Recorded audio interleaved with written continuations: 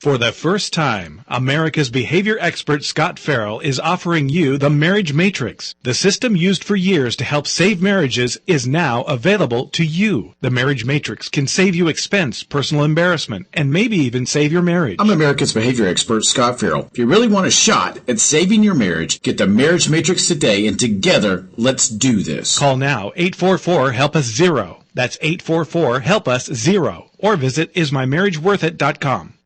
Everyone knows the proper way to start your day is with a long, hot, luxurious shower. That's why we've created ProperSoap.com. We're called Proper because we're properly pure and natural, with no parabens, dyes, or harsh chemicals. 100% pure vegetable soap. We use rich shea butter and olive oil to moisturize naturally. And best of all, we think it's proper to give back. So when you shop ProperSoap.com, you're funding clean water and sanitation programs in villages across the globe. Shop ProperSoap.com and get proper.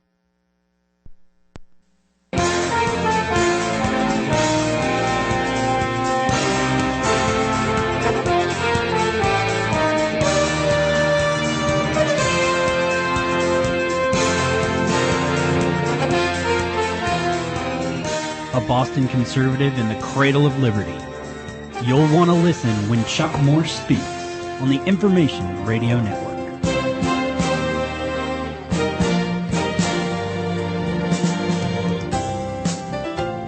Good afternoon. Chuck Morse speaks. This is your host, Chuck Morse, Monday through Friday, 10 till noon here at the Information Radio Network. You're welcome to join the program, 844-439-1391. 844-439-1391. As part of my series of interviewing great American intellectuals, we are joined by Christopher Cameron. He is assistant professor of history at the University of North Carolina in Charlotte. He teaches courses on slavery and abolition, early American history, and American religious and intellectual history. He's currently working on a study of African American freethinkers from the late 18th century to the present, and he is the author of the book, To Plead Our Own Cause, African Americans in Massachusetts and the Making of the Antislavery Movement. Christopher, thanks for joining me this afternoon. Thank you for having me, Chuck. Christopher, are you there? All right. Speak up when you're able. There we go. Christopher, thanks for joining me this afternoon. Appreciate you joining me. For some reason, I'm having trouble hearing you, but let's forge forward. You hear me now? There we go. Thanks so much. Yep, that's good. Yeah. Thank you very much. I'm enjoying the book. I'm about halfway through it. I'm being slammed with books right now, so I'll have to have you back when I finish it. It's a tremendous piece of work, and I applaud you for writing it. This book deals with. You're welcome. This book deals with the abolition movement, particularly at its genesis in my own home state of Massachusetts, amongst African Americans who were enslaved in Massachusetts before the American Revolution, during the American Revolution, and in the period leading up to the earnest launching of the abolition movement in the 1830s. Yeah. My first observation is one that maybe sounds a little simplistic, but I'd like you to ponder it, and that is that, first of all, maybe it's because I'm a modern thinker. I have trouble getting my mind around the idea that any person could enslave another human being. Mm-hmm. And I find that I think most of us find that hard to understand. But yet I find it particularly hard to understand how that could have been going on in Massachusetts at a time when Massachusetts was really the cradle of liberty, the fermenter of the American Revolution, and there were all of these ideas that had become commonplace about natural rights and liberty and freedom. And how could the people of Massachusetts, including people who actually were opposed to slavery, not only continue with the institution of slavery in the state relatively unquestioned, but continue to view African Americans as somehow different and inferior to them? Thank you for asking that. Major justifications for slavery had been the idea that Africans were heathens And by enslaving them, Christians were going to bring the gospel to them. They were going to baptize them, introduce them to Christianity.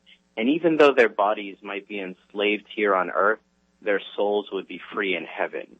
This was a very powerful justification for slavery among the Spanish, the French, the Dutch, and the English as well, right? Now, we know slavery wasn't quite as prominent in Massachusetts as it was in Virginia or South Carolina. But there was still this idea among Puritan ministers in New England that slavery would be beneficial for Africans because it would introduce them to the gospel.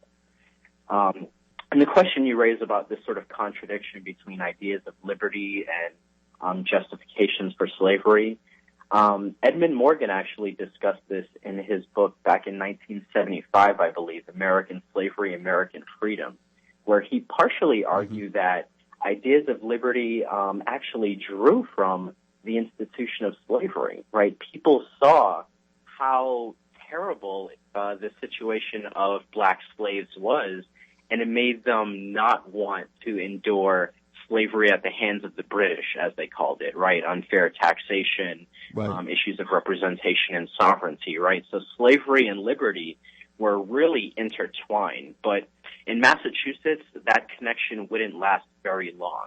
Right at the end of the Revolutionary period, Massachusetts would abolish slavery, becoming one of the first states to do so. Right, and in fact, one of the first republics or the first governments in history to voluntarily abolish slavery. I mean, slavery obviously is an institution that goes back to the ancient days. The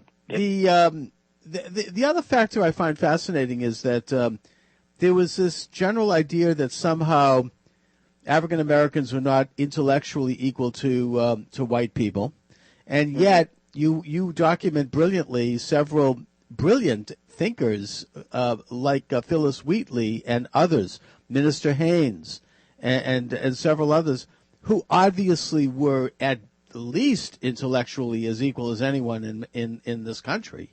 I mean, especially Phyllis Wheatley. She was a child prodigy. I mean, she was famous. I mean, she was well known. She was published as a writer, as a poet, and that people in this country, Massachusetts in particular, they must have come into contact with that. They knew her.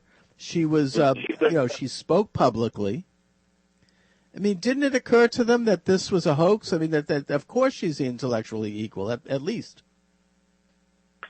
I think it did occur to a lot of people, but ideas about racial inferiority or superiority are often tied to economic circumstances, right? So there was a great fear in Massachusetts, in Connecticut, in New York, in a lot of these states that were abolishing slavery in the late 18th century, that these newly freed slaves were going to take lesser wages, right? And they were going to compete for scarce resources and scarce jobs. So in a sense, racism becomes sort of a justification for the economic and social order, right? I mean, I'm convinced that a lot of people did not believe in the intellectual inferiority of African Americans, but it was just a useful and common language used to keep them in a inferior social and economic position. Now, you draw a differentiation between the North and the South in that the Southern immigration was primarily economic. You had people who wanted to develop rice fields and businesses. A lot of them coming in from Barbados, which had sugar farming, and they'd been kind of squeezed out of that small country, so they came here to make money and to and as such, they viewed slavery strictly from an economic standpoint. It was obviously free labor. Whereas in the North, the immigration, especially in New England, was religiously based. People didn't come here to make money. I mean, they did, but the main motivation was for religious freedom, to express to establish their own religious order separate from that of the Church of England. And that possibly is why slavery abolition took place quickly here, and why it was not taking place and it became so entrenched in the South. Yeah, I definitely think that's probably the central reason why. And what we see among Puritans all throughout the New England states is a more strict ordering of their society based upon the principles of the Old Testament, which have a number of regulations regarding the treatment of slaves. So we see in New England that slaves were actually treated as both people and property before the law, whereas in the southern colonies and in the Caribbean, they were treated primarily as property, right? So in New England, they could sue for their freedom. They could even enter into contracts. They had some of the rights of people. Of course, they could also be sold like pieces of property. But at the same time, they had rights of people petitioning as well. And these rights that were established in the colonial period in the earliest legal codes of Massachusetts allowed slaves 120 years later to be able to sue their masters, to be able to submit petitions to the general court, and to be able to slowly but surely attack the institution of slavery. Christopher, you draw an interesting differentiation between the northern and southern attitude in that the northern approach to slavery, as you just pointed out, was actually more akin to the biblical approach to slavery. I mean, if you take a look, and we'll get into the issue of Calvinism, which, of course, animated the Puritans, and that is that in the Bible, slaves had rights. You know, there was slavery, but they got to rest on the Sabbath. The family was commanded to treat them with dignity and kindness. They were treated like members of the family. I'm not saying that always how it went down in terms of what happened, but the Bible does set the stage for abolition by recognizing basic human rights and labor rights with regard to slaves. And that was something that was embraced by the founding fathers of Massachusetts, not by the South, which was not religious. It was, just mildly connected to the Church of England. That the main motivator there was just the sheer economic issues. They didn't have this idea. They weren't as well versed in biblical ideas. Would you say that was true? Yes, I wouldn't say that the South wasn't as well versed in biblical ideas. Rebecca Goetz, in a recent book, The Baptism of Virginia, does show the sort of religious motivations of colonizing the South. So they weren't completely absent of religious ideas, but they weren't creating theocracies, right? And in New England, right, they saw themselves as creating, theocracies, right? Creating God's kingdom on earth. So ministers like Cotton Mather took these injunctions about the labor of slaves and incorporating them into familial structures, took them very seriously. And Mather gave a number of sermons and published tracts such as The Negro Christianized and A Good Master Well Served that basically applied these biblical principles around slavery to Massachusetts society and to Massachusetts' slave system. And from what I see of church statistics and certain early court cases and practices, Mather's injunctions were heeded, not by every single slave master in the colony, of course, but by a significant enough number where we see slaves being baptized and coming into these Puritan churches starting in the early 18th century, about 100 years sooner than you would see a large number of slaves start to be baptized in the southern colonies. And I think that maybe I'm being overgeneralizing here, but my impression is that Thomas Jefferson's attitude toward religion might be more typified of the Southern attitude, which was very liberal and which was not literal, that the Bible was not the Word of God. Whereas in the North, particularly Massachusetts, the Calvinist attitude was that the Bible was divine, was the Word of God, and that this is why they followed these injunctions of protecting the basic rights of slaves. Now, you also say, and I think this is a fascinating insight, and again, I'm only about slightly less than halfway through the book, so I want to have you back when I finish it. But that the African Americans embraced in Massachusetts Calvinism, and that embrace played a significant role in the development of opposition to slavery. Okay, we've got to take a brief break here. Christopher Cameron's my guest to plead our own cause. 589%. 589%? That is how much more fat you could burn if you were using the 10-2 and a chew weight loss system from ILikeHowILook.com. Hi, how in the world are you anyway? I'm Andy Willoughby. A double-blind controlled clinical study showed that the 10-2 and a chew weight loss system burned 589% more fat than exercise and dieting alone. Think how much easier it'll be to lose weight. Go to ILikeHowILook.com and read the study for yourself. You swallow a small capsule at 10, another at 2, and eat a tasty collagen protein candy chew anytime you need a snack. And with that, you could burn 589% more fat. Watch the video at ILikeHowILook.com to get the full story. Most people notice a curbed appetite and more energy the very first day. It's safe, all natural, there's a money-back guarantee, and they'll even send you free samples. Go to ILikeHowILook.com. ILikeHowILook.com. Search engine rankings can make or break a business, and not ranking on page 1 is guaranteed to cost you money. So why not rank before you pay? That's right. You get ranked or you don't pay. Did you know over 80% of online shoppers never leave page 1? And companies reaching page 1 status can and do make more money. So where does your business rank? Are you turning clicks into cash, or are you handing it to the competition? Increase your exposure, increase traffic, and maximize your online footprint with RankBeforeYouPay.com. Enter your domain name and let Rank Before You Pay start moving you to the top. Rank Before You Pay, the performance-based SEO company, is fully results-driven, eliminating your risk. It's a fact. Search engine rankings can make or break a business, and not ranking on page 1 is guaranteed to cost you money. Visit RankBeforeYouPay.com, enter your URL, and start turning clicks into clients today. Visit RankBeforeYouPay.com, RankBeforeYouPay.com. That's RankBeforeYouPay.com. Some restrictions apply. Offer valid in select cities. In the beginning, man had to painstakingly brave the elements and scale the highest mountains just to deliver the good news. Hear ye! Hear ye!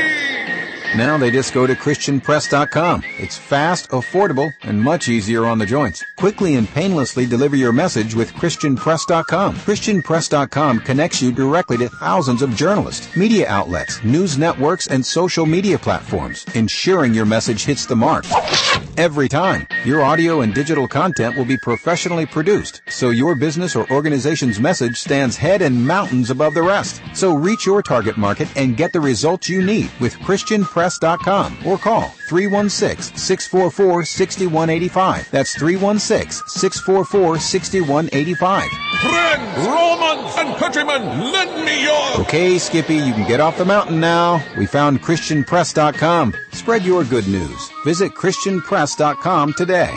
Is it possible to find a rock-solid investment up over 500% in the past 15 years and not have to pay any dealer costs? Right now, one of the nation's leading gold firms has set a limited amount of $5 gold eagles for immediate public release, completely free of dealer costs. That's right, absolutely no dealer commissions. Please understand that this is an introductory offer for the American public, and supplies will exhaust immediately. Grab a pen or put this number in your phone, 1-800-587-1272.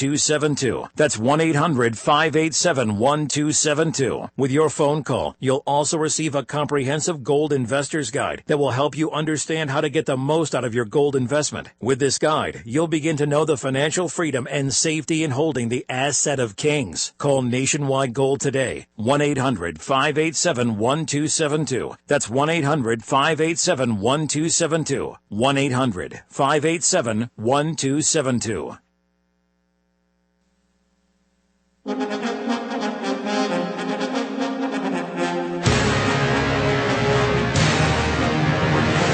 Chuck Morse speaks. Thank you very much, and my guest is Christopher Cameron.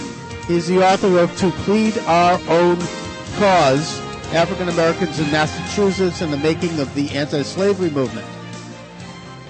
Christopher, you talk about the influence of Calvinism on the African American slaves in Massachusetts. You particularly mention Phyllis Wheatley and others, and how they seem to, well, not only did they very beautifully and amazingly incorporate the language of Calvinism into their public utterances and their writings, but that they genuinely embraced these ideas and the influence that those ideas had on the African American community as a whole. So please expound on that a bit, if you will.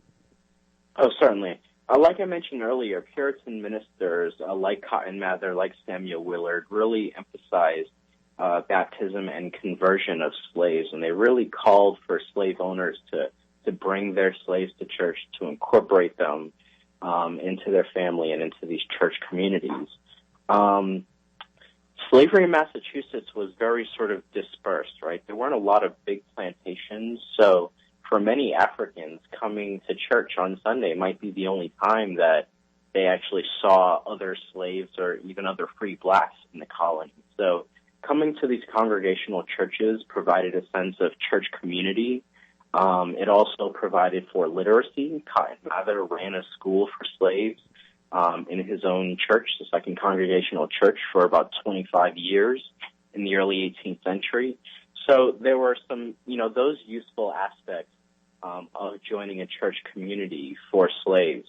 But there are also parts of just Calvinist theology in general that were appealing. Now, we know Calvinism comes along with predestination, and you're not really sure whether or not you're among the elect or whether or not you're going to go to hell, right? So it could produce a lot of anxiety, but it can also produce hope because you don't know where you're going to go, and maybe, that makes you hopeful for the future. You don't know what God's plan is.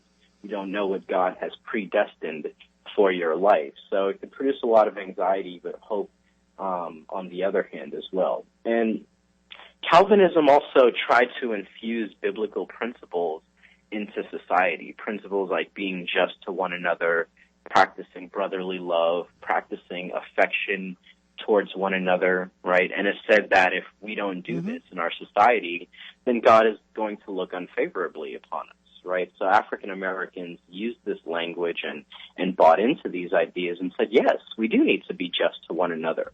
One way that you can be just to me and practice brotherly love to me is to free me, right, and to free the other slaves in the colony. So they embraced this theology, but it was also very functional for them, and it helped them, I think, advance their arguments against slavery. Yeah, I mean, I think that they seem to, the Calvinist ideals seem to throw a great deal of questioning and doubt into the institution of slavery. And that was reinforced by the Bible itself, which seems to honor the right of the individual. And what it makes me think also, and I think you also alluded to this, is the influence of this movement in Massachusetts and perhaps a commingling of this movement with the winds of revolution in starting in Massachusetts, which was where it started, and the whole country.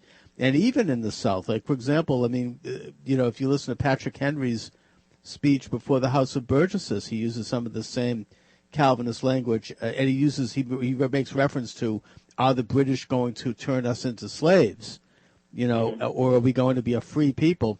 I just find it fascinating that they had such a disconnect with that language and those sentiments, which were very real and very pervasive, and yet here they are with slaves. It's just, it's hard to fathom it. I mean, I suppose, even a more modern example of that, not modern, but antebellum example, is that I happen to be Jewish, and there's a famous picture of a Southern family holding a Seder on Passover, where they're obviously talking about the freedom, the fight against the slavery of the Pharaoh, and you go through this whole story, and there's black slaves serving them at the table. I mean, it's very bizarre that, there's like this disconnect to reality of what's going on in their lives and these ideals.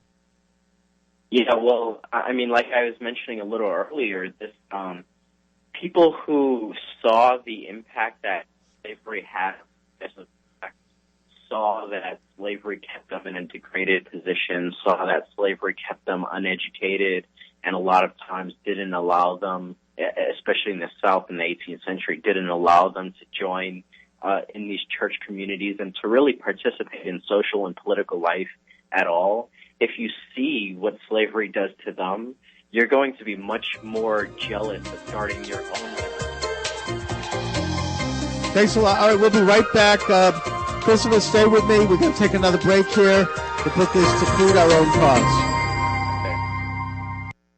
This report is brought to you by NACE International, the Worldwide Corrosion Authority. Now that the snow has melted, the severe winter is out of sight and out of mind. But don't forget that the harsh season could be leaving a lasting impression on the quality of cars, boats, and households. You've probably washed your car a few times, but the undercarriage needs special attention to remove the road dicing salts, which can hurt your car. Other metals, such as those found in the household and on boats, should also be examined and protected to avoid costly corrosion damage. Bob Baboyan, auto industry consultant and fellow at NACE International, the Worldwide Corrosion Authority. There are many types of corrosion you could find on a boat, around the house, and on automobiles. You don't need special equipment. By using your eyes, you can most often determine if corrosion has initiated or occurred. Corrosion can be prevented through maintaining the care of your metals. For instance, washing a boat with fresh water to remove salt deposits prevents corrosion damage. For more information, visit nace.org. That's NACE.org.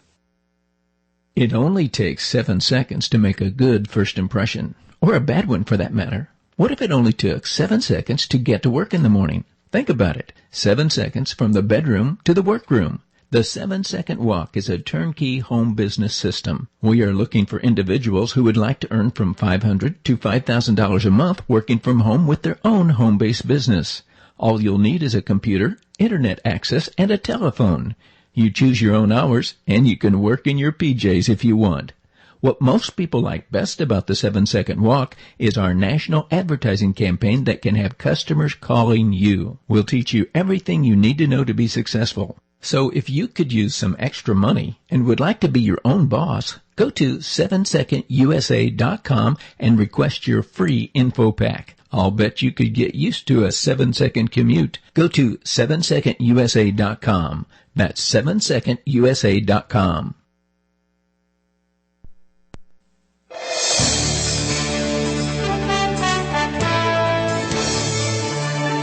Taking back America one listener at a time. Chuck Morse speaks. Thank you very much. Christopher Cameron's my guest. His book is To Plead Our Own Cause, African Americans in Massachusetts and the Making of the Antislavery Movement. Christopher, I think that you're getting also into the issue of the origins of the black church, which I believe played a much more significant role in the eventual abolition of slavery than it's credited with playing. I also think it's played the significant and pivotal role in the civil rights movement of the 1960s. After all, it was led by black Christian ministers like the late, great Reverend Dr. Martin Luther King. And that what this did was it framed the issue in a moral context and a spiritual context. And that, to my way of thinking, is what made the change possible. Furthermore, I think that the black church is such a significant moral force in American culture that it actually should be credited with saving American Christianity in general, because I think it reanimated and re-spiritualized, white Christian churches. What say you? I think you're definitely right. A lot of the activists that I explore working in the 1780s and 1790s were some of the same people that founded.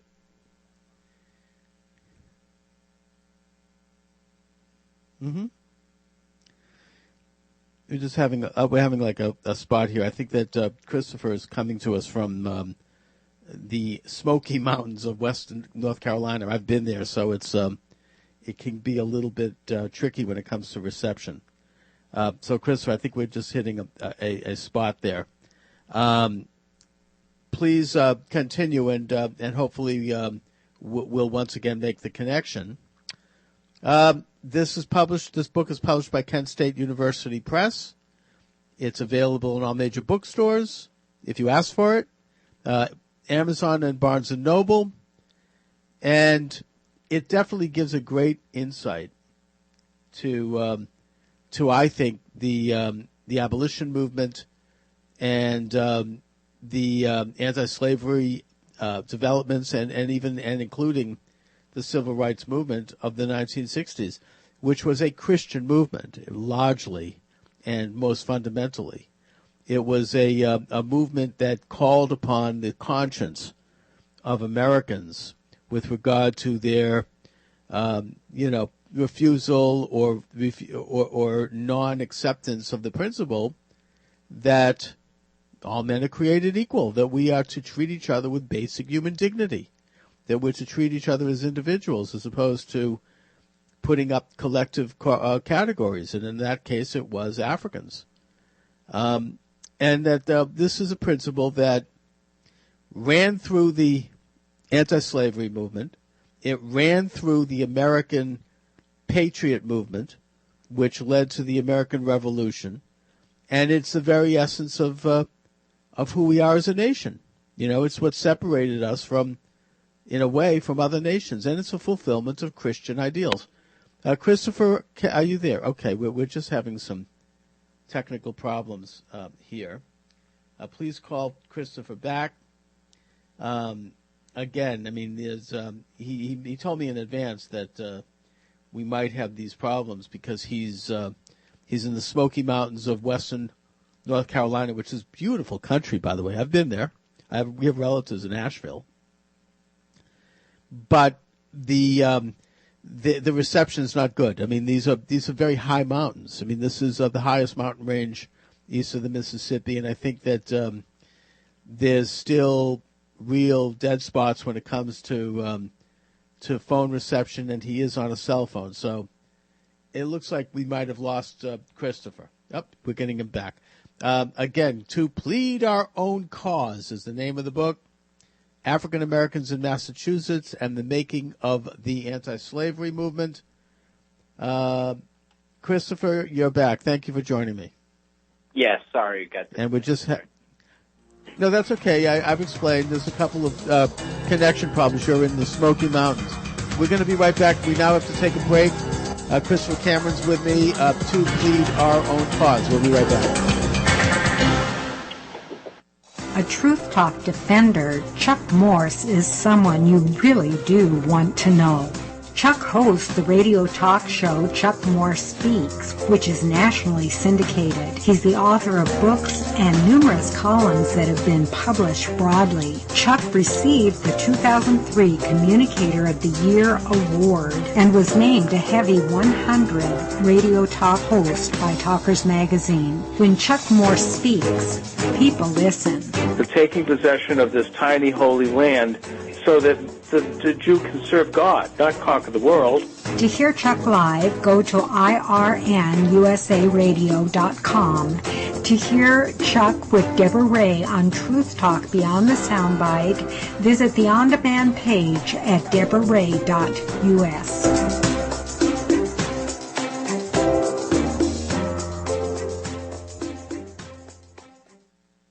Most of us have pondered about the one universal question. Is there a God? And if there is there any absolute proof? It is for that exact reason why my good friend Sam Sorbo and I, Maurice Forte, have written our book, The Answer, Proof of God in Heaven. In essence, the answers in our book are surprisingly simple as they're true. Just as light will eliminate darkness, so does the law, which in Greek is called cosmos, eliminate the possibility of chance. Therefore, chance had no part in the creation of the law of this cosmos. And so the only other possibility is that the law was created by a creator that we call God. The Answer, Proof of God in Heaven, is probably one of the most powerful books that truly proves the existence of God via his universal laws, and with it that of an eternal soul and everlasting life.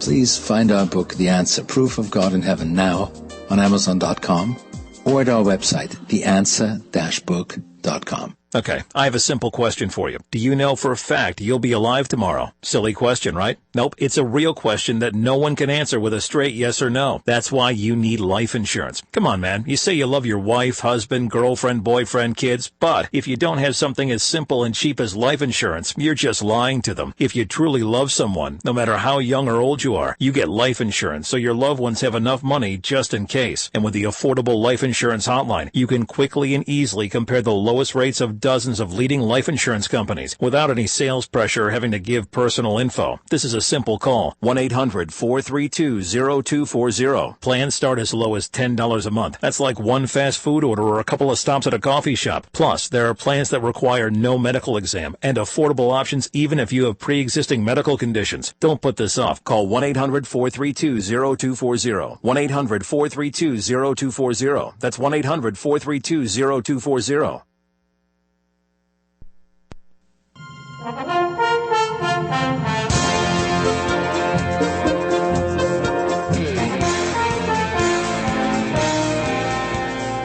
Chuck Morse speaks.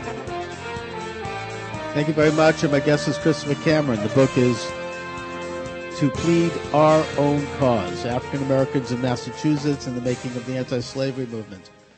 Christopher, we're talking about the influence of the black church on the American Revolution, on the eventual abolition of slavery, and on the civil rights movement of the 1960s. A pretty broad subject, but I'd like you to comment further on that. Sure. Well, the black church really started to coalesce in the North after the American Revolution. We do see some prominent anti-slavery leaders of the 1780s and 1790s especially becoming leaders of black churches in Philadelphia, like Richard Allen, Absalom Jones, Christopher Rush in New York City, and especially Thomas Paul in Boston, who's involved in the anti-slavery movement as well. Moving forward in the 19th century, the black churches would really play a central role in both the Underground Railroad, serving as sort of way stations in routes along routes to Canada, also in raising funds to help purchase people who are still enslaved in the South, but also just primarily in the sort of moral critique that ministers especially made against the institution of slavery. So really from its inception, black churches and the black church would be foundational to the abolitionist movement. Now, looking at the civil rights movement, it's sort of a different story. Now, we see the great visibility of black religious leaders in the civil rights movement, but by the mid-20th century, the black church had actually become a lot less radical than it had been in the mid-19th century. One historian, Barbara Savage, estimates that less than 15% of all black churches participated in any type of civil rights organizing, right? The percentage would be much, much higher for those who participated in the abolitionist movement 100 years earlier. So we still see the sort of prominence of religious leaders, but in looking at the overall participation, it had sort of drastically waned in that 100-year period. Well, that's really interesting. Although I do think that the civil rights movement itself, particularly amongst African Americans, was a religious movement, and it was a Christian movement led by Christians. We'll be right back after this. Most of us have pondered about the one universal question: is there a God? And if there is there any absolute proof? It is for that exact reason why my good friend Sam Sorbo and I, Maurice Forte, have written our book, The Answer, Proof of God in Heaven. In essence, the answers in our book are surprisingly simple as they're true. Just as light will eliminate darkness, so does the law, which in Greek is called cosmos, eliminate the possibility of chance.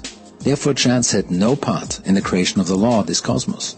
And so the only other possibility is that the law was created by a creator that we call God.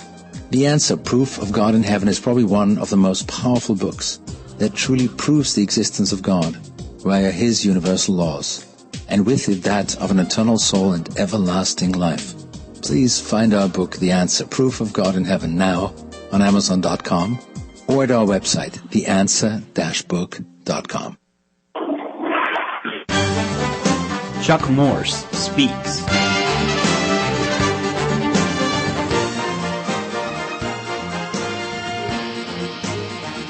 Thank you very much. Christopher Cameron is my guest. The book is To Plead Our Own Cause, African Americans in Massachusetts and the Making of the Antislavery Movement. Christopher, how influential were Calvinist ideas to the development of the black church, and how influential were those ideas to the civil rights movement itself in the 1960s? Calvinist ideas were important in the development of black Baptist churches.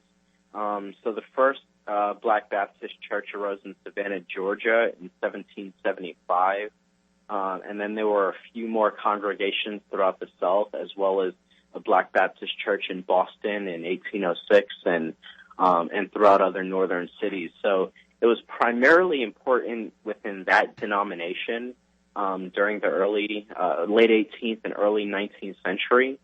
But it would not be as important in the sort of larger African Methodist Episcopal and African Methodist Episcopal Zion denominations. There we see a sort of move away from Calvinism towards more Arminian ideas that you can choose your own spiritual fate, you can choose to be saved. So they really most black Christians in the 19th century would sort of move away from ideas of predestination. One thing that they didn't move away from, though, whether you were Methodist, Baptist, whatever denomination, is the notion that God had a covenant with the American people, right? And that you had to live a just and moral and virtuous life on an individual level and at the national level if this society was going to survive and continue to thrive and grow, right? So that idea was really infused throughout black Christianity and would play a very prominent role in both abolitionism and in civil rights 100 years later. And we see the same thing even among, members of the Nation of Islam, black Baptist churches, black Methodist churches in the 1960s. There's still this powerful idea of a covenant with God, right? And if Americans break this covenant through slavery or through racism and Jim Crow in the 20th century, then God is going to have his wrath against the nation. So it would certainly continue to play a very powerful role throughout black religious and intellectual history. I also think that these ideas and the covenant idea, the atonement idea, other biblical ideas, absolutely animated the public speeches and utterances of the late, great Reverend Dr. Martin Luther King, and that was the moral underpinning of the whole movement. Yeah. I very briefly touch on this at the end of my book, but the activists that I explore in my work, Phyllis Wheatley and Prince Hall and Lemuel Haynes and David Walker, were really the sort of intellectual predecessors of the more famous people that we know from the 20th century, like Malcolm X or Fannie Lou Hamer or Martin Luther King, right? These 18th and early 19th century activists really sort of initiated the rhetorical strategies and the kind of the mixture of religion and politics that great civil rights leaders would employ 100 years later. Right, and that I think that this was really this presentation more than anything else is what led to the success of the movement. I mean, it was eventually embraced by most well-meaning white people, including people in the South who were not that inclined, because it resonated. It made sense. I mean, there was a moral component. That's what won the day, and that's exactly what Martin Luther King predicted. Yeah, I think you're right. But you make an important point in saying it was embraced by most well-meaning white people in the South, right? And how many well-meaning people there were is certainly up to debate, right? So even as widespread as the civil rights movement was, it was still not very, very widely embraced by all of American society. And we see at the end of the 1960s a very sharp backlash to the civil rights movement. Right. But I think that, and sure, I mean, obviously it wasn't embraced, but I think it was generally embraced by the vast majority, and because of its moral message, and that I mean, I think it's what made the change. It's why we've rejected these, the ideas that were prevalent before it, like Jim Crow laws. And there are other reasons why I think people might have problems with the civil rights movement, but it's not because of the moral aspect to it.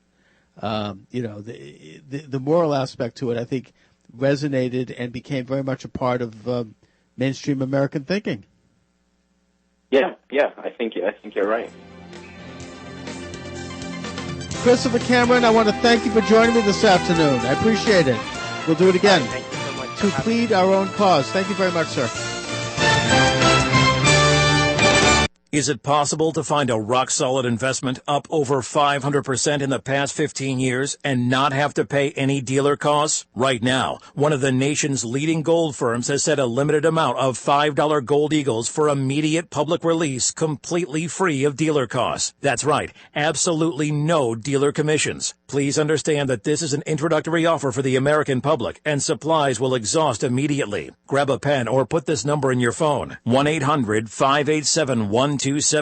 That's 1-800-587-1272. With your phone call, you'll also receive a comprehensive gold investor's guide that will help you understand how to get the most out of your gold investment. With this guide, you'll begin to know the financial freedom and safety in holding the asset of kings. Call Nationwide Gold today, 1-800-587-1272. That's 1-800-587-1272. 1-800-587-1272.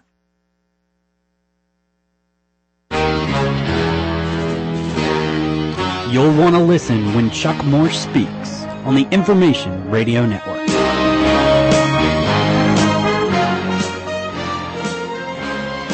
Cameron for joining me. Professor at Kent State University, the author of Plead Our Own Cause, African Americans in Massachusetts and the Making of the Antislavery Movement. It's really a very insightful book, and I'm hoping to have him back soon once I finish the book. I was listening before this program to my radio host colleague Jeff Kuhner on WRKO debate Jeff Jacoby, who's a conservative columnist for the Boston Globe, and who wrote a column attacking Jeff and his rally on the State House steps here in Massachusetts, which was against the illegal immigration, referring to them as nativist, referring to them as unhinged, and basically a very hard-hitting, nasty column. And I thought that Jeff Cooter had Jeff Jacoby on the program. They cleared away all commercials and calls and breaks, and they went at it for an hour and a half without a single interruption. It was one of the best radio segments that I have ever heard.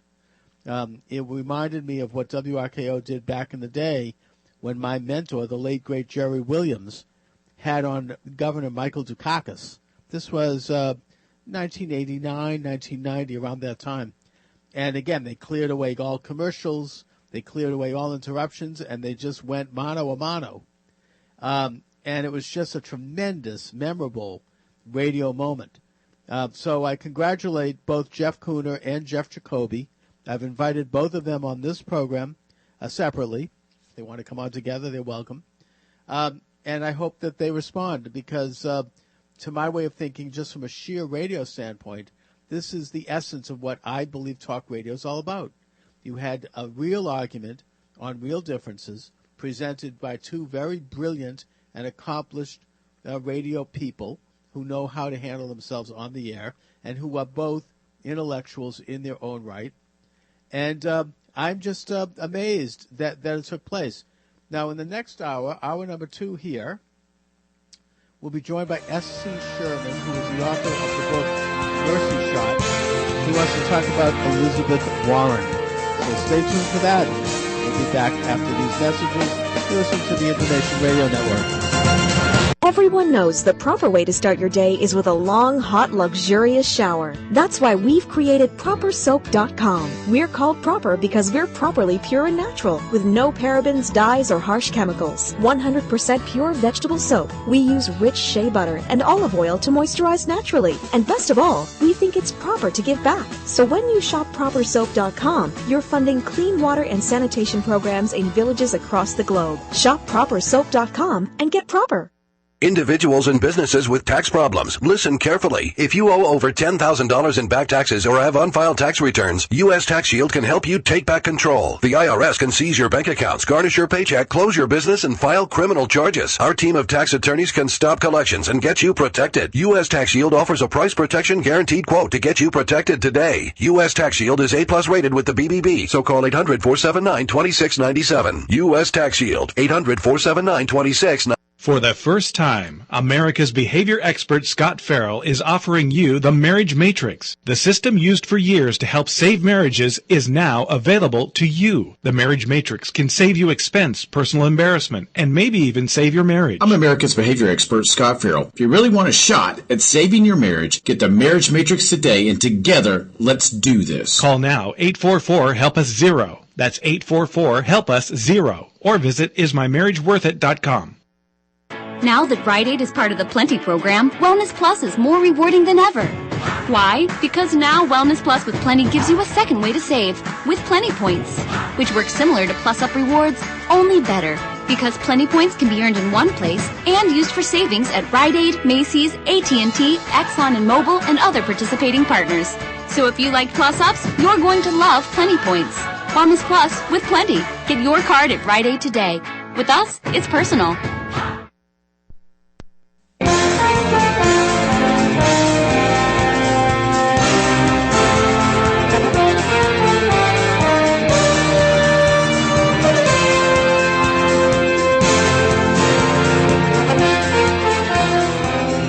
A Boston conservative in the cradle of liberty. You'll want to listen when Chuck Morse speaks on the Information Radio Network.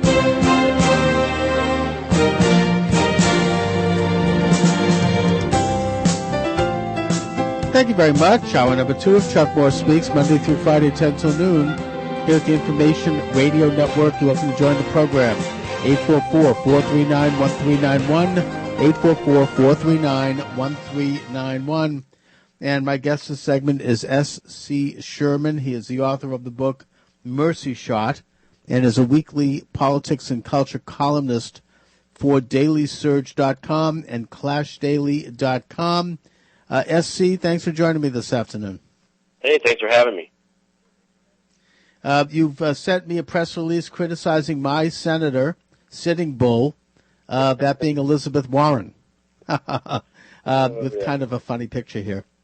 I don't even get me started, but I want to hear you give me a brief synopsis of your beef with Elizabeth Warren. Yeah, that's funny, Sitting Bull. The fact is, she just is positioning herself to be the next woman in line, just in case Hillary decides not to go. I do believe Hillary still has it in her hands if she wants to be the nominee, but there's not been a real good book to her lately, and she's not. There's a little rumblings that she may not actually do it. But that has lit up the Run, Liz, Run campaign, and there seems to be a lot of people pretty excited that we're going to have a female, just since we need to run through everyone who hasn't been president and try to get them in there from every group. But she's got a little bit of history of lying already built up, heritage-wise, and I found it pretty humorous to take a little shot at it, yeah. Well, I mean, I don't even know if you know the beginning. And, I mean, I'm here in Massachusetts, so I've covered Elizabeth Warren from the beginning. And I don't think that even most liberals around the country understand who this person really is. I mean, I never really thought that that this person, who is a walking scandal, would ever go outside of Massachusetts. I mean, I get that, unfortunately, my fellow citizens in the state are brain dead. And I'm embarrassed to the rest of the country that we elected this individual. But I think that if she were if she were to become the nominee, I think she'd be like George McGovern. I think that she'd go down in flames, not just because of her left-wing ideology, or at least, well, that's what she purports to believe in. It's not how she's lived. But because, the country doesn't want that right now. And I think that, you have a very tiny group of people. And one of the reasons Obama was successful is because he was able to run from the center and in a sense, obscure his leftism. But she actually is out there touting it. So, if the Democrats want to commit suicide and have her as their nominee, I would say go for it. I just don't see it. But there are things about Elizabeth Warren that particularly irk me. It's not even so much that she poses as a leftist, but it's the utter hypocrisy of her life, which I think you would think on the surface would left-wingers would recoil at, but yet they're willing to not only look the other way, but almost airbrush it out of the picture when they look at this person. It's really bizarre, actually. Yeah, she definitely gets the big media pass, and I think you're right. She would not be nearly as formidable as a Hillary, who has her own baggage she'd be fighting, I think, much more than she wants to believe. But Liz Warren is not the same kind of candidate. She is going to have an intense struggle, and I think it would not go in her favor.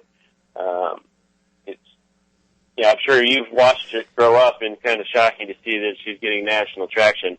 I know how that feels watching some kind of small people seem like, wow, that person's really going to go a long way. How does that even happen? Yeah. But it does happen, and it's strange. Well, it happened with Obama.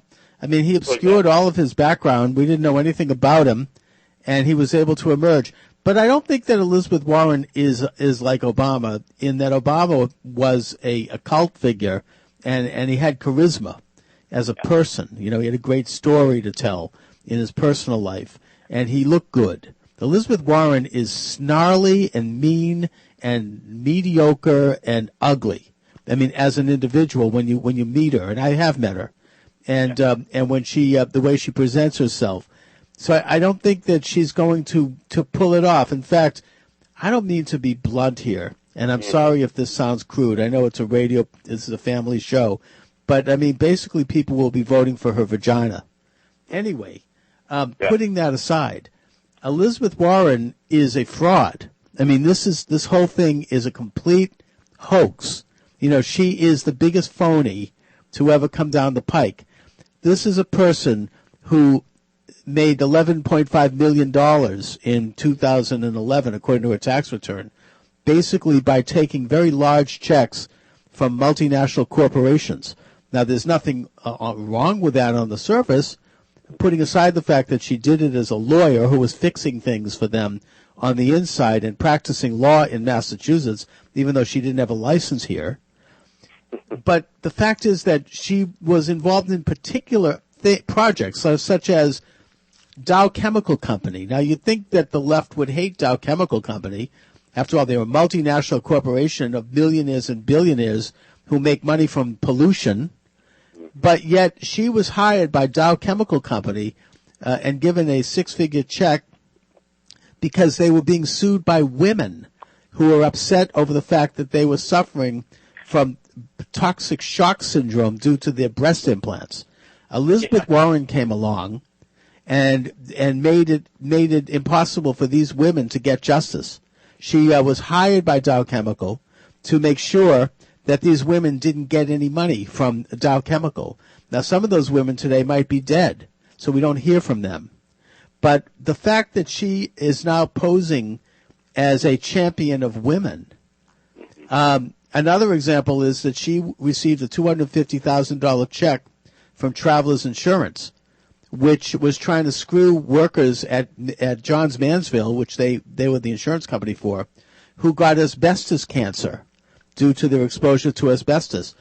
She was able to come in there, get a $250,000 check, and basically separate Travelers Insurance from this settlement by setting up a separate fund that basically paid people peanuts in settlement. In other words, you had working people at Johns Manville paying into their insurance policy as employees all their working life. Then they get sick, they get cancer, and they want to get coverage for their illness, and they come up against Elizabeth Warren, who was hired by that company to make sure they get nothing.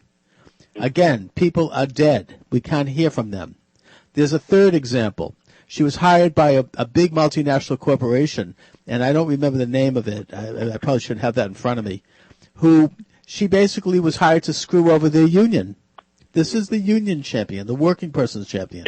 By making sure that the union didn't get benefits that they had negotiated. And at the time, the late Senator Ted Kennedy was critical of her for this. So we have someone who has made enormous profits working for the millionaires and the billionaires that she's constantly shrieking about.